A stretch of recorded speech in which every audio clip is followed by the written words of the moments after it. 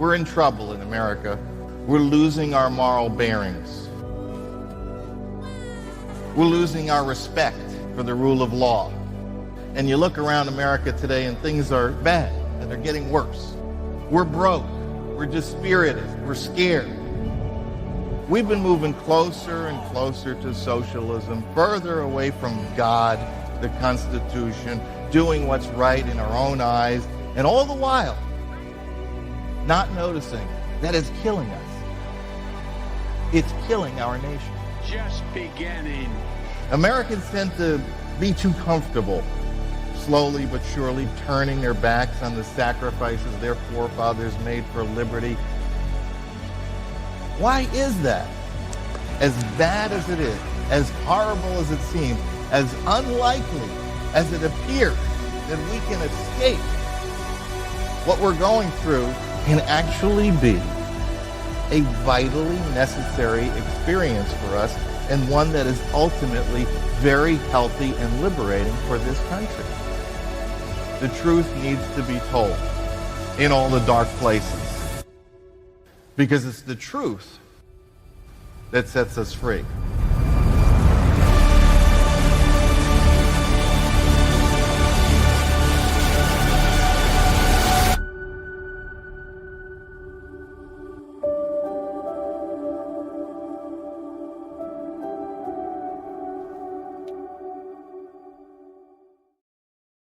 Am I going to worry about it? First of all, I'm not going to worry about it, Phil, because he's not going to win. He is not going to win. She's going to win easily. Is hope and joy rising. Victory is in sight in less than 3 weeks. I think that he loses. We just made history. How do you like my garbage truck? But you still can't see. Freedom is good, communism bad. You thought that you could cheat. Now we laugh at your history. America survived, now you shave your head. Less God we require, more control you desire. Your plans are screwed, is crying now. Common law shouldn't be run. You've been dealing with years and you won. Donald J. Trump is now president of the United States.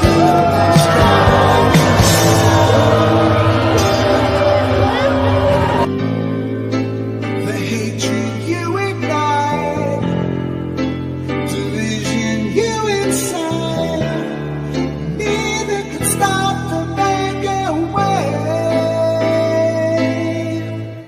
You okay? I thought we're good. Telling us to turn the page, now for the machine you raise. No one believes a word you say. Less God we require, more control you desire. Your plans are screwed, crying out. Rockstar do what they told. Hollywood Wrigley and old. We all love the Jews, you crying out. So there's so many tears you can cry as your life quickly improves, and then you will see President Trump was always right. The best days yet to come.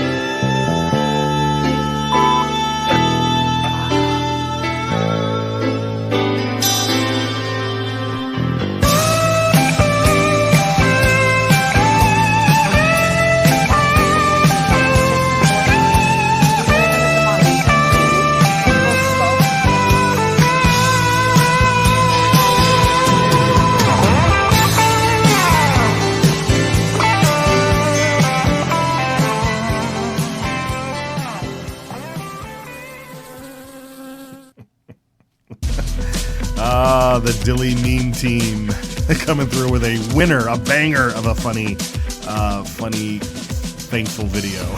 I am so thankful. We are getting ready for Thanksgiving. It's WorldNet Daily Live. We are on the air, and it is the day before Thanksgiving, November 27, 2024. I'm Matt Edwards. Welcome to the program, and we've got a lot to get to, but it was good to start out with a laugh because there are some good things to be thankful for. And one of them is this, apparently this fantastic news of a ceasefire over in Israel between Israel and Hezbollah and Hamas and all the actors involved there. Josh Turnbow, of course, with us as well. Hey, Matt. And so what's going on over in Israel? This is seemingly great news. Once again, the world seems to be coming back together a little bit.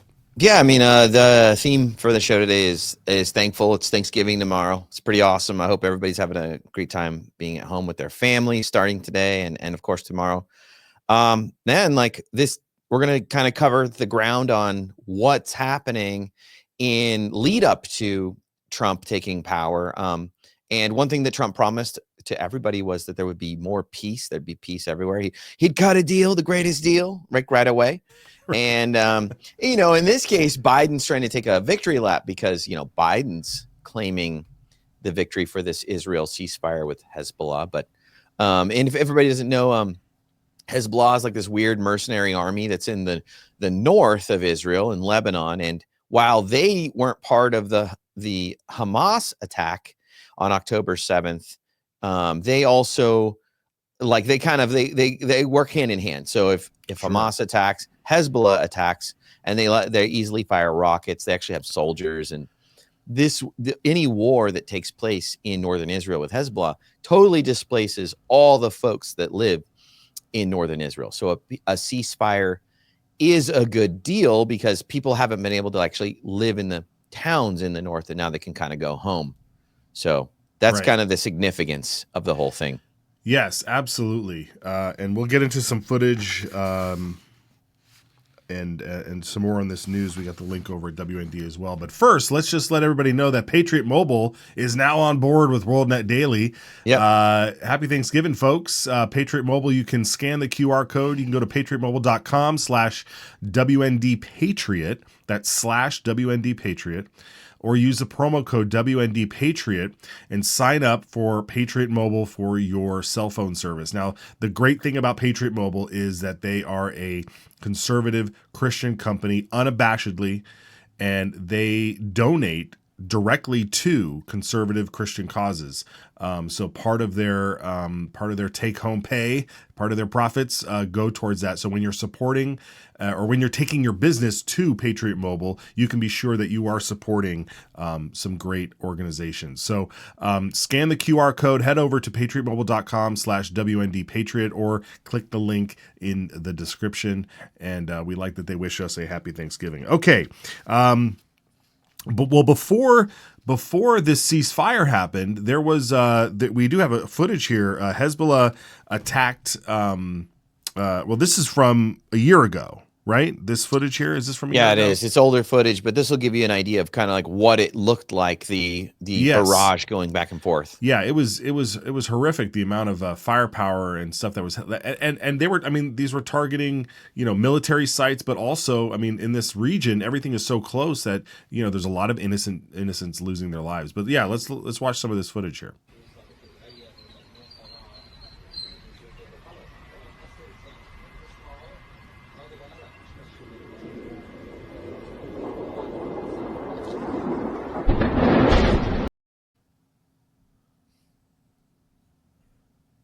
Yeah, this is like different rocket. That was one was a jet bombing a location, but the other one's a rocket attack that had come in from the north and right into Nazareth, I think. Yeah, that whole area of northern Israel, they just pretty much had to evacuate. So it is a good thing that there is a ceasefire at this point.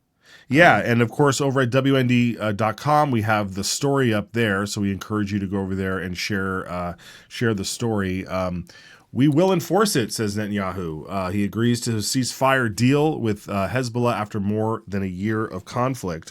And Trump then put out a statement before the election about ending the conflict in Israel.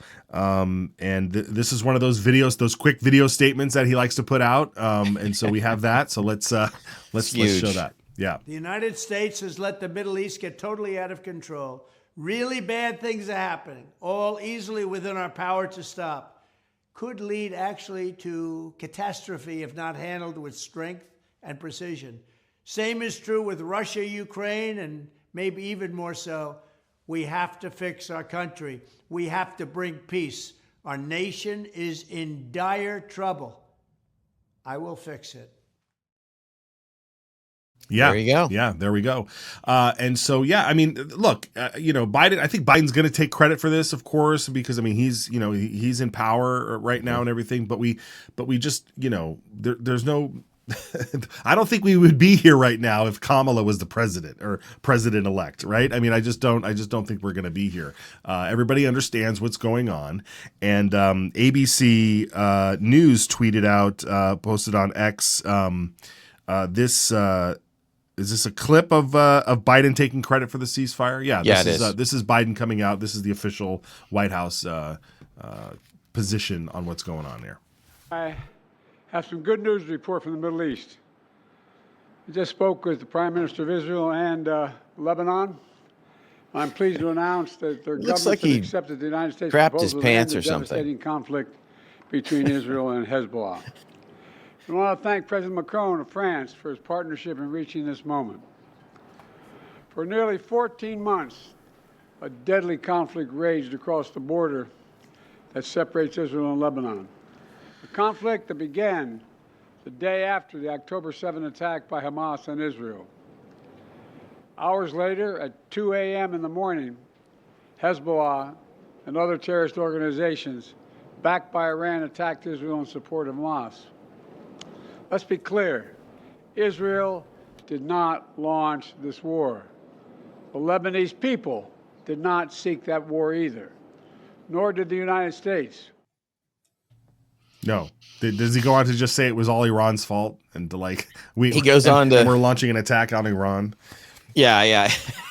I mean, I'm kind of surprised actually, Matt, that they're still bringing him out to do stuff. You know what I mean? We're so close to not seeing him much anymore. So yeah, it's true, and guys like us, we sit here, we go, it's all a big puppet show anyway. It doesn't really matter. But I think I think in the end, it is good that the average American Joe can see that the president is still trying to be presidential. I think the only thing short of him coming out there and saying, the only thing he missed saying was, I just got off the phone with Benjamin Netanyahu. He said he just got off the phone with Donald Trump, and he's telling me that they've come to a ceasefire. Yeah. Like that's all that was missing out of that, but I could read the context in there somewhere. Matt, you see Tiny loves Boston's comment here, resting poopy face. That's the RPF, right? Yeah. he looked a little, like he was a little tense down low. Oh dear. Well, the Washington Post is reporting here that this is a gift. This will be a gift to Trump as Israel prepares the Lebanon ceasefire. And so, I mean, I don't know if this was specifically intended to be a gift to Trump, but he will certainly accept this gift because he doesn't have to walk into, considering that if this ceasefire holds, that he's not walking into something that he needs to put out the fires, right away. I mean, obviously a ceasefire is what it is. I feel like they're always going into a ceasefire only to then have it be broken at some point. So hopefully we can just get to this point where there's peace, Yeah. That's the main thing. Yeah. That's like, we're talking about Israel, which is this is a lower intensity conflict than what's happening in Ukraine. So maybe hopefully this will be kind of a foreshadowing of what's to come as far as like the sides are taking Trump at his word, right? Yeah. Yeah. They're like, we'll get out ahead of it. And we'll get into more of this stuff about like taking Trump at his word. I mean, it's I saw I don't know who posted, I don't know if Warren that Daily posted it or somebody posted an old clip from like 2012 of Trump where he said, some leaders can come in and say, we're going to impose a 20% tariff on you. you know, and he's like, but you got to come in there with the tone and say, I'm going to impose 25% on you. You know, you go high, they go low. Yeah, exactly. Yeah. Well, Fox News is reporting, it's covering this as well. Let's, do we have this post here on X? Emily, this is a potential national security problem, so we have reached out to the National Security Council at the White House to find out what they are tracking. We will bring you their answer once we have one. We have also been in touch with some officials down with the transition team at Mar-a-Lago. They are not willing to go any further at this time than this statement. We made a graphic so you can follow along. Last night and this morning, several of President Trump's cabinet nominees and administration appointees were targeted in violent, un-American threats to their lives and those who live with them. These attacks ranged from bomb threats to swatting. In response, law enforcement and other authorities acted quickly to ensure the safety of those who were targeted. President Trump and the entire transition team are grateful for their swift action. And just as we were coming to air, we learned who at least one of these Trump appointees, or rather Trump nominees, who received one of these threats last night. It was Elise Stefanik, who President Trump wants confirmed by the Senate to be the ambassador to the United Nations. She says, in part, in a statement, this morning, her office says, this morning, Congresswoman Elise Stefanik, her husband, and their 3-year-old son were driving home to Saratoga County from Washington for Thanksgiving when they were informed of a bomb threat to their residence. She goes on to describe a pretty robust response. And we were also told that this is Fox News Digital, that the director of the CIA nominee, John Ratcliffe, and Pete Hegseth, the DOD nominee, were among those targeted too. Keep in mind, these are all private citizens right now who are up for big jobs in the future. And once somebody takes over the Defense Department, say, they would have Pentagon police. Once somebody takes over the CIA, they would have CIA police. But right now, they are private citizens living in their homes preparing for confirmation hearings. So they don't have security details per se to deal with something like a swatting incident where the police show up because of an erroneous, with guns drawn potentially because of an erroneous tip that there is some kind of violent action happening. So we will bring you more names as we have them, as well as the White House response as we have it. President Biden is vacationing in Nantucket at the moment. We don't know if he has been briefed yet. All right, Peter. Of course, of course. A lot of vacationing for Joe Biden. Sorry, I didn't set that up properly. We were doing a fast transition to this other breaking story that happened where these Trump appointees were getting some sort of death threats or violent threats against them. I mean, this seems to be the left's tactic. I mean, this isn't new. It goes on for time in memoriam here. But here was a statement that the Trump Vance team put out, and I guess over this holiday weekend, we just continue to pray through now and until these folks get their protection that Ducey was talking about there. But this is just it's uncalled for, but also I'm not surprised. Are you? You're right. Notice that I don't remember this happening from the right. In the past when they do all these when the left had power. I don't remember this kind of stuff where, swatting is absolutely a tool of the left. Yeah. And folks, if people don't know what swatting is, this is where computer hackers essentially use a phone system that looks like it's being locally dialed to the police, and they'll say there is a man holding everyone hostage in this house. He has a gun. He's going to kill everyone. And in that scenario, almost all law enforcement has to just respond with a SWAT team, but they don't announce. They just kick the door and come into people's homes at night. And what happens a lot of times, people are killed because, say like they jump up and grab a firearm thinking someone's breaking in their house, and you're swatted. The cops shoot you. They don't know the scenario. And very dangerous. There's been a lot of talk of reforming this or trying to reform this because certain conservative figures like Tim Pool, for instance, who's conservative now, I guess. He's a famous YouTuber. He's been swatted I think it's 6 times now. Yeah. Marjorie Taylor Greene has been swatted. She came out with that. So yeah, it's a horrible tactic. And what it really is it's death by swatting. It's like murder by swatting. Like you think it's funny But like you just said, Josh, if it happens to you in the middle of the night, or you have any no time idea. of the day, and you're somebody who's armed and ready because you are a notable person, right? Yeah. The police are going to come in. They see somebody with a gun because it's been reported that someone is in there with a gun doing violence. They're going to shoot to kill, or at least to maim. I mean, it's a horrible tactic. So we got to continue to pray for that, and we also hope you're going to hate this. This is probably the most cringy segue. You want to make sure you protect yourself.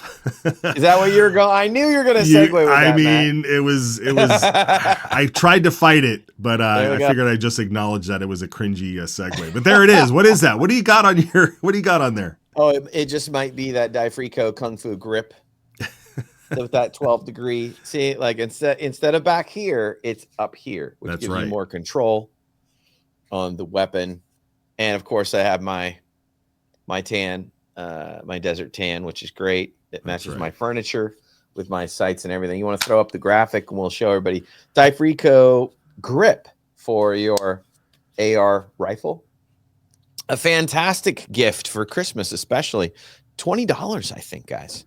Click the QR code and go to Difrico. Order some of these for people you love that are firearms enthusiasts, the real kind with AR-15s.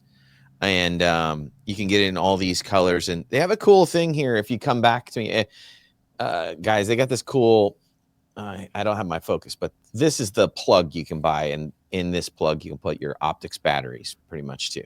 So the grip plus the plug, awesome gift for Christmas. If you want to get it for anybody, Difrico, awesome sponsor we're working with on the show as well. Yes, very grateful for them. Get those. I mean, I feel like your Second Amendment is enhanced by a 12-degree. It's enhanced by 12 degrees. It is. Yeah. You up and it looks good too. Let's be honest. You got to go to the range. You don't want to look like a guy with wood on your rifle. Right. All right. Well, as we clean up, we see that they're trying to clean up the mess over there in the Middle East. Trump is on the domestic front, and he announced some plans to impose tariffs on Canada and Mexico in order for them to help clean up the border and stop people using their country to bring in drugs and crime and all this stuff. This was posted up on X, so let's take a look at this. Bonjour tout le monde. I had a good call with Donald Trump last night again. We obviously talked about laying out the facts, talking about how the intense and effective connections between our two countries flow back and forth. We talked about some of the challenges that we can work on together. It was a good call. This is something that we can do, laying out the facts, moving forward in constructive ways. This is a relationship that we know takes a certain amount of working on, and that's what we'll do. One of the really important things is that we be all pulling together on this. The Team Canada approach is what works. That's where, putting aside partisanship, that's where I reached out immediately to Doug Ford to agree with him that we would have a First Ministers meeting this week to talk about the United States. Talked with François Legault and some other premiers as well. There's work to do, but we know how to do it. Yeah. It's what's interesting about this whole tariff thing is I keep seeing the argument back and forth, Josh, like, Trump is going to, with these tariffs, all he's doing is raising prices for Americans. But what's really interesting is the people that freak out the most are the leaders of these other countries. Yeah, absolutely. When you say you're going to impose a tariff on this. So obviously that was Trudeau from Canada. Yeah. But Josh, so what's your take on this whole notion of imposing tariffs in order to sort of, level the playing field in terms of, your supposed free market partners, but also to effectively get your partners, your supposed partners, to stop allowing, for instance, in Mexico, secure your border and stop allowing these things to happen. I mean, what's your take on that, Matt?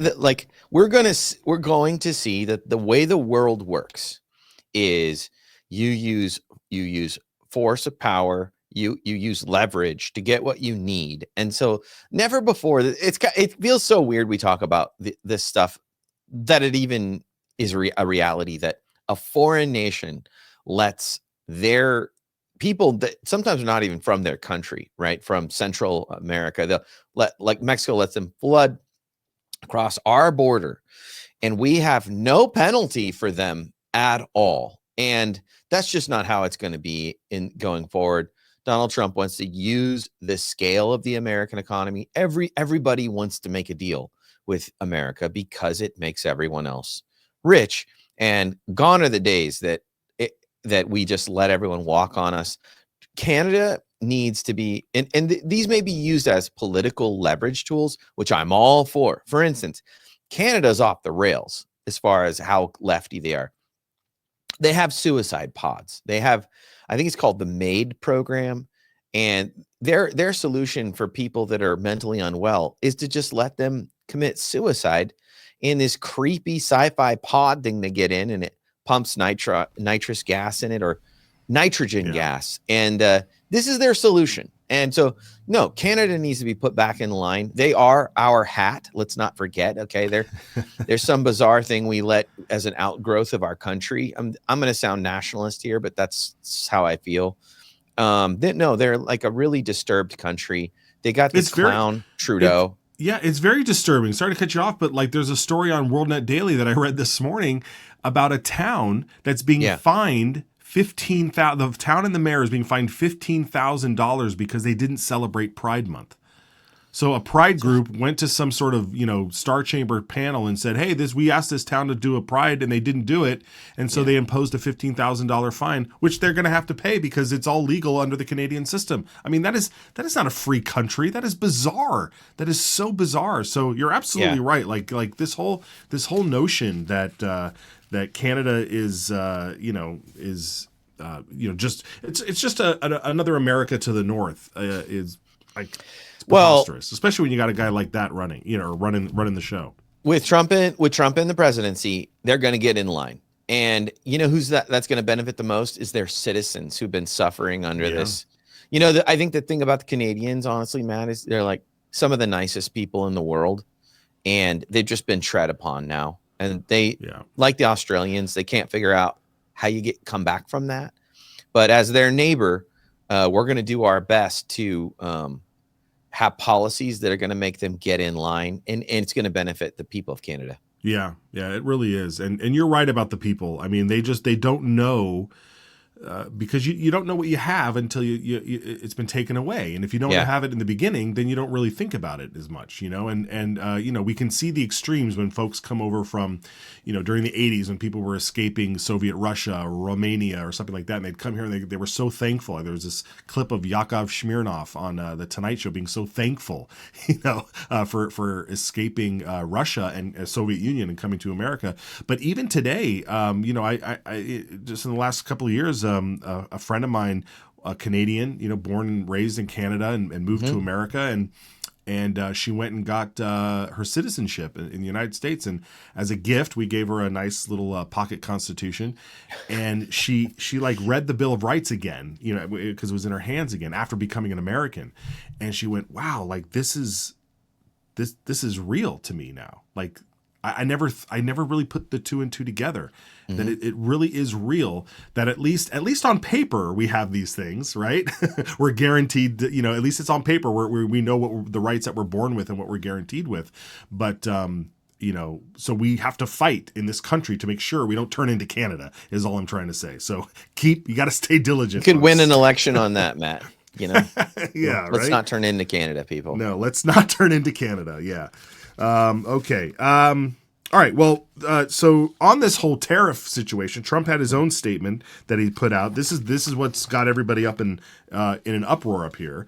And I don't know if we could read the whole thing, but As everyone is aware, thousands of people pouring in through Mexico and Canada, bringing crime, drugs at levels I've never seen before. You know, he used to only blame this on Mexico. It's interesting that he's adding Canada into the mix here, which I mean, I wouldn't be surprised. I mean, it may not happen in our neck of the woods on the western side of the United States, but when you think about Toronto and how close it is to the East Coast and how that is an international city, like, you know, it certainly is not beyond the thought that it could happen.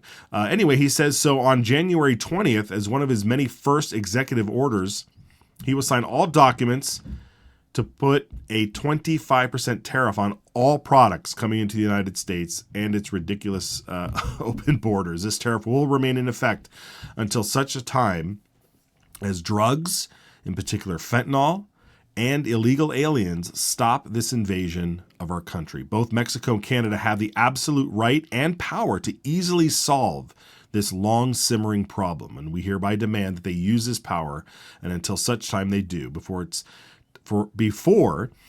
is time for them to pay a very big price. And I look at this and I think to myself, like, tariffs are the alternative to war, right? Like, yeah, they are.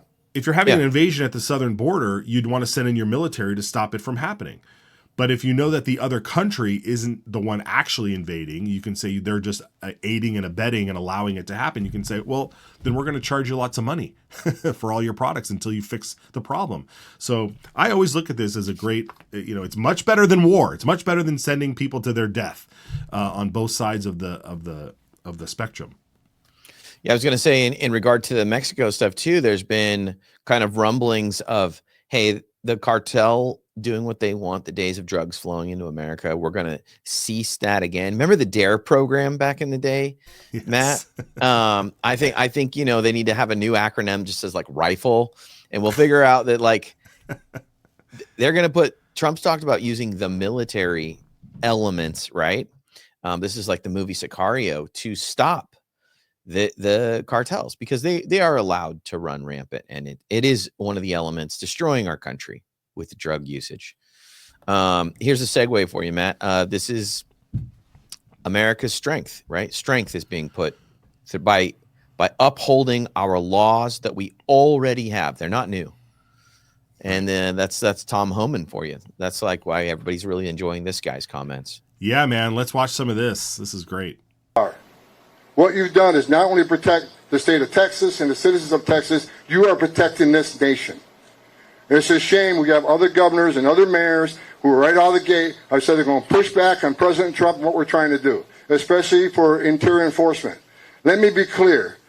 There is going to be a mass deportation because we just finished a mass illegal immigration crisis on the border, where anybody can look at 9 out of 10 people claim asylum at the border will end up with an order removal. So you can't ask for the right to claim asylum, the right to see a judge, the right to due process, and we give you that due process, and at the end of that due process, a federal judge orders you removed, we have to remove them. Because if we don't, shut down immigration court. Those orders don't mean anything anymore. Take you guys off the border because there's no consequences. So you can't demand due process and the right to claim asylum and not obey the court order. That is why there needs to be... God, it's so refreshing when you have someone with common sense who just looks at the issue as, and says, this is what's going to happen. That, of course, is Tom Homan, the incoming border czar that Trump is going to put in charge of the border and the deportation of all these gangs and criminals, these violent criminals that have been out there let loose in our country. It's horrible. It's like a new day in every way, but it's a return to like common sense. Like in that Fox clip, Matt, there's people streaming through a hole in the wall, and the only it's so bizarre.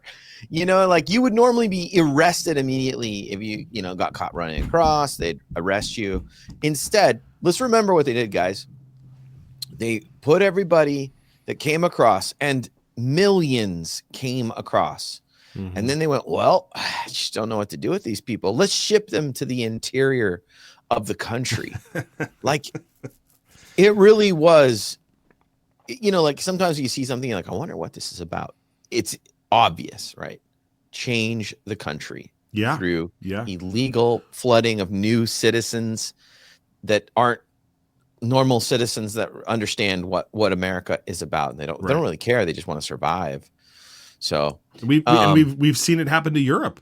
I mean, that's what's happened to Europe over the last 20 years. I mean, we've just seen it over and over again, and these countries are losing their own identity, their own natural identities. You know, I mean,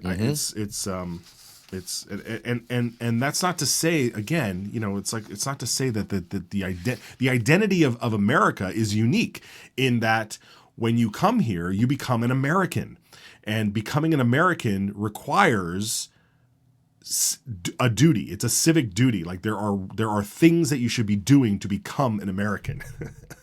And we don't have to get into all that now, but but when you become an American, it doesn't matter your background, your race, or your religion, whatever it is. It's like you become an American because you've embraced the American culture. You're not here to change and turn America into Somalia or El Salvador or whatever it is that they're allowing to do. Okay.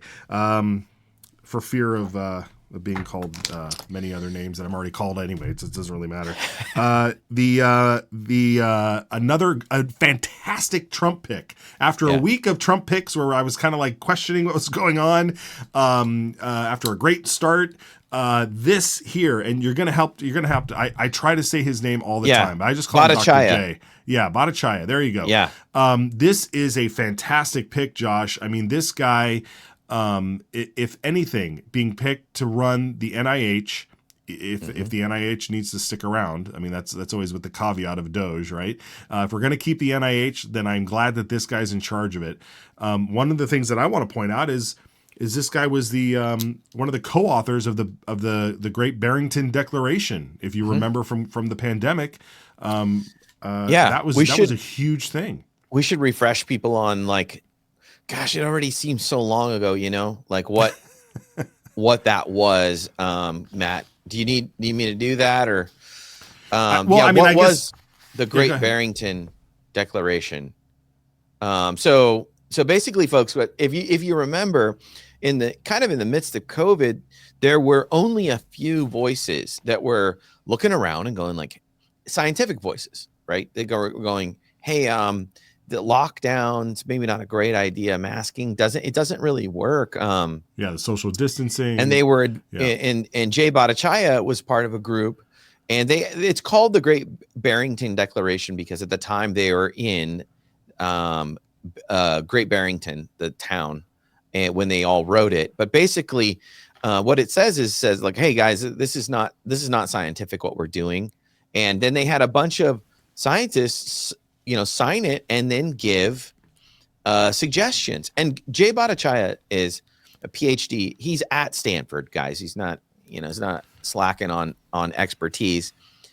And immediately the NIH and Fauci, our good friend Fauci and Collins, they Francis Collins. Oh yeah, they were afraid of this. Francis Collins, formerly the head of the NIH, and NIH is a gigantic organization that has so much money to, their whole job is to keep America healthy.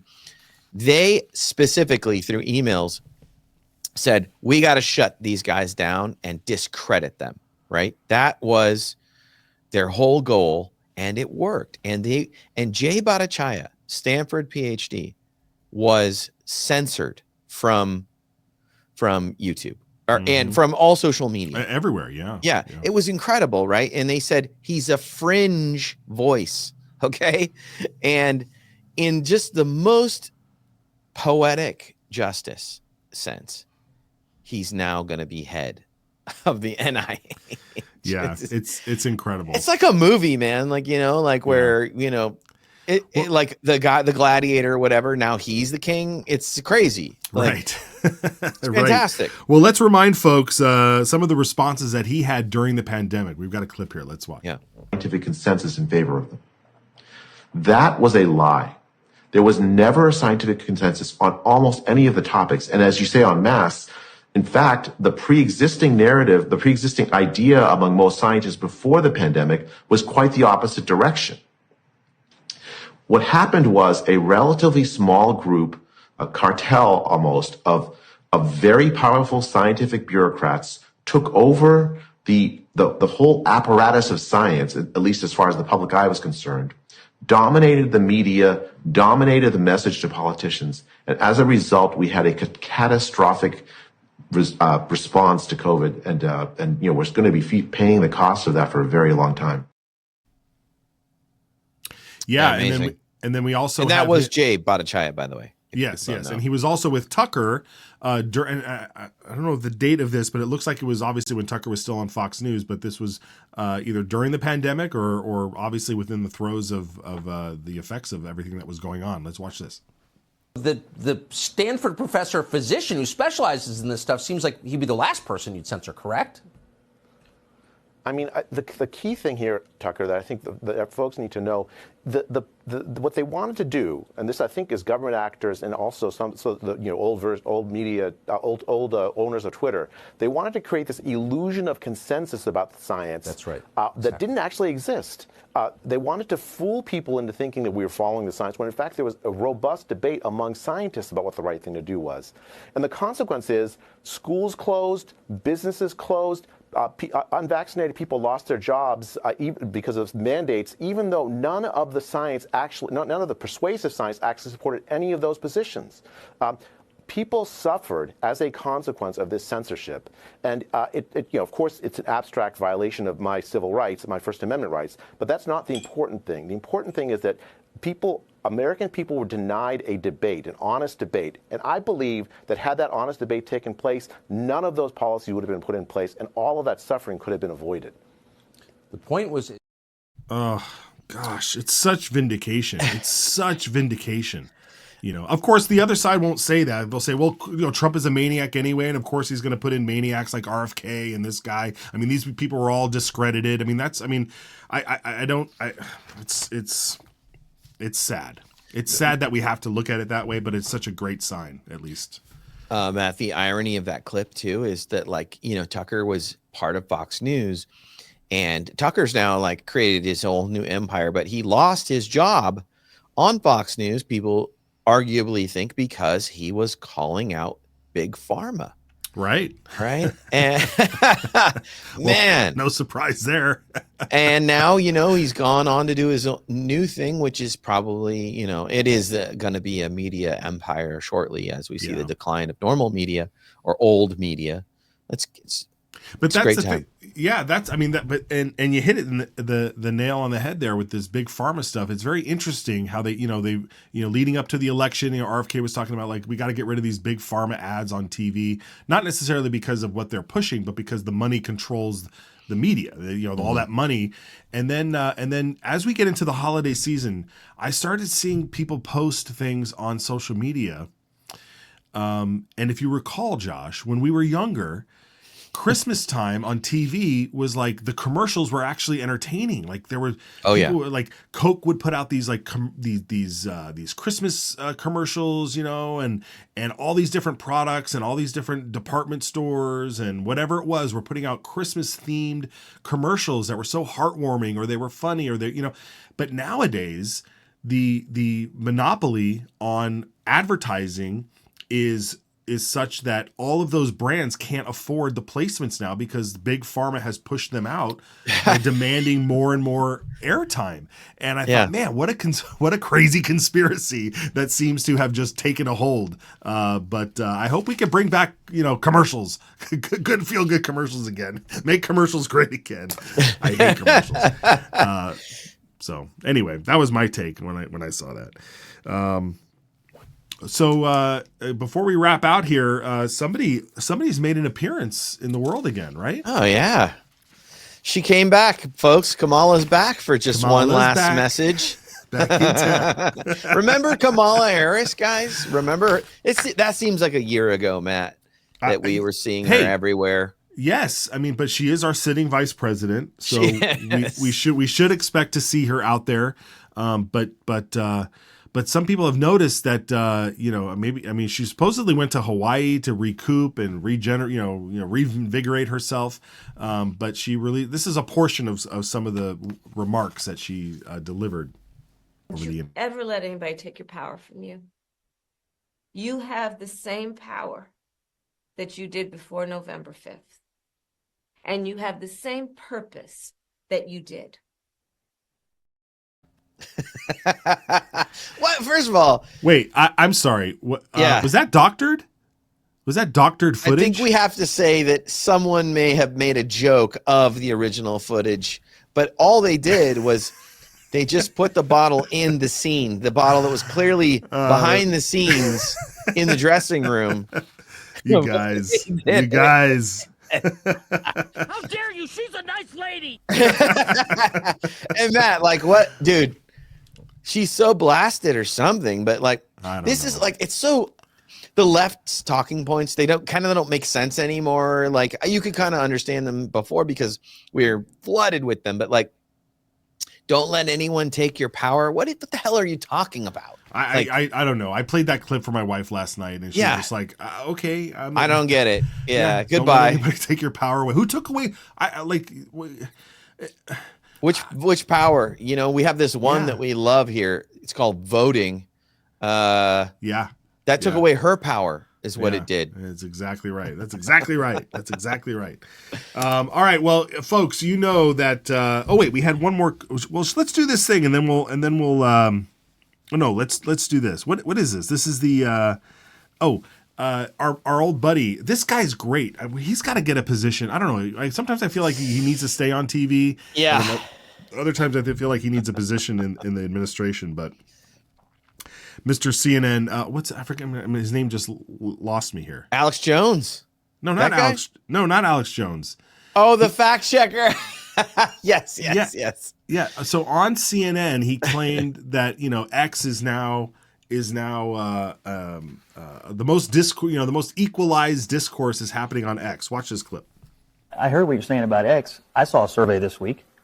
It's now the most ideologically balanced user platform. Scott, stop. It's too early. I just sat down. I've only been here for 2 minutes. You cannot continue to say you cannot say that. That's not the case. Who's the source of that? What I find, we reported it on this network. Look at this. The party ID among those who regularly use X/Twitter for news. Back in 2022, 65% of those who regularly use Twitter/X. Look at that, Josh. That is amazing, right? Were Republicans. What a dunk on those morons. Basically split between Scott Jennings, bro. They deserve everything. Look, Dems still hold a 1-point lead on X. This new overall makeup matches the overall electorate far better. Far better. I mean, he was exactly right. Scott Jennings is the man. I'm excited to see a lot more of Scott Jennings. Didn't know who he was really before the election, but now, like this guy, I mean, people are going to pay to see him just talk. And again, like he's in such the perfect role, that like keep him at the panel. Keep them like setting off the triggers for all the lefties at CNN. If they gave him his own show, I think it would kind of just like he would lose his power. He needs to be don't the let him take counter your power away. Don't let them take your power away. Hey everybody. Don't let him take your power. Don't let him take your power away. Also, don't let him take away your survival pack. If you are headed into a survival situation, you need this 72 survival system from Uncharted Supply Company. This pack here, every survival situation usually can be resolved. It usually is resolved in 72 hours. But what are you going to do in those 72 hours? You need a pack like this. Keep one in your car, keep one in your garage, under your bed, wherever you need, one for every member of your family. You can never have too many of these things. Scan the QR code, hit the link in the description, head over to Uncharted Supply Company and get yourself one of these packs, or 2 or 3 or 4. And do that for the holiday season. How great would it be to give one of these as a gift? It just shows how much you care. I would love one. If anyone I know is listening, I would love this. That was great. I remember when somebody gave us all like earthquake packs. You had an earthquake kit, and they're like, "Here's an earthquake kit." You're like, "Wow, this is the most thoughtful thing ever." Because like, who does this? Very very few people do that. So go ahead and do that. All right. Speaking of Thanksgiving, are you guys ready, Josh? Oh man, I'm excited. I'm going to try to not eat as much this year. What's your staple? What do you do? Do you do the turkey or do you do other things? What do you do? Do a turkey and a ham, but really try to nail the mashed potatoes for everybody. Oh, okay. You know, I think I'm on mashed potato duty this year. So very good. Yeah. And the bird, man. The bird's got to be perfect. Yeah. So what's your method now? Because there's so many methods with the internet. The method of cooking the bird, you can spatchcock it and put it down. You can deep fry it. You can butter it up and bake it for 4 hours or 15 hours. Well, smoke it. I mean, what do you? I'm not trying to burn down my house this year, so okay. No frying. No deep. We're just gonna go the classic oven technique. The classic oven technique. Are you in charge of the bird? I'll weigh in and help. My wife is amazing at cooking the bird, but I always help. Ah, very good, very good. Yeah, I'm in charge of Brussels sprouts. I make fantastic Brussels sprouts. Oh, that sounds great. So, isn't that interesting? We're Josh. We must be in that generation where when we were a kid, vegetables were terrible, and then something happened where we figured out how do you cook them. Well, they used to just boil them, and now we put them with like bacon. Yes. It's like a no-brainer. Yeah, it's gonna be good with bacon. No-brainer, man. It's a no-brainer. All right. Well, wherever you are, if you're headed out to how do you want to go out on that clip, or do you want to go through the Rumble stuff, our new X graphic? You know what? I'll just say real quick, folks, and we'll show you. We'd love you to follow us on. I know you probably already are, but follow us on our social media. We're going to throw those up real quick. So first is Rumble. Yeah. Go over there. Please hit follow. And we love Rumble because it actually doesn't censor everything we put on here. Everything else does. Or the major sites do, Facebook and YouTube, but also our X account. We have a graphic for that. Click on that. Please go follow us over on X. That breaks the fastest amount of news. So if something's breaking, you can go over to our X. You will see that we are on top of it, and that, of course, kicks back over to worldnetdaily.com. And didn't it just break 70,000? Just broke 70,000 recently. Yeah, we're over 70,000. I think we're about to hit 71,000. Awesome. Nice. Very good. People are finding that follow button easier than the Rumble follow button. We need you to go follow on Rumble.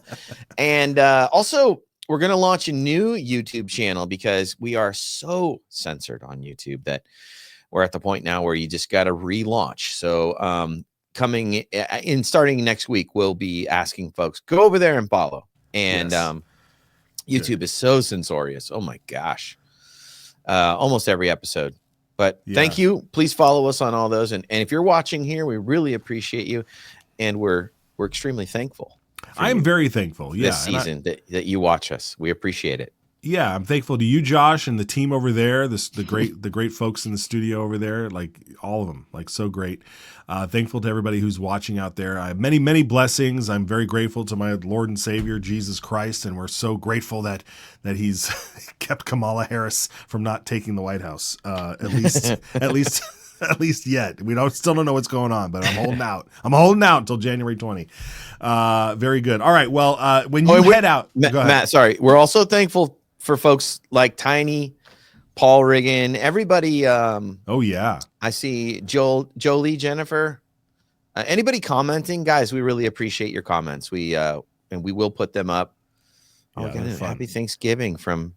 And if you don't follow me on X, Tiny, if you guys are on X, you chatterbox people, like follow me on X. Tell me that you're who you are on the show. That way I can follow you back because that's fun. I like that. Yeah, do the same, guys. I'm over. And then we'll all gang up and go comment on Elizabeth's post one day. Can we do that? Like we'll all just coordinate a big bomb on one of her posts and just comment. She'd be like, "What's going on?" That'd be great.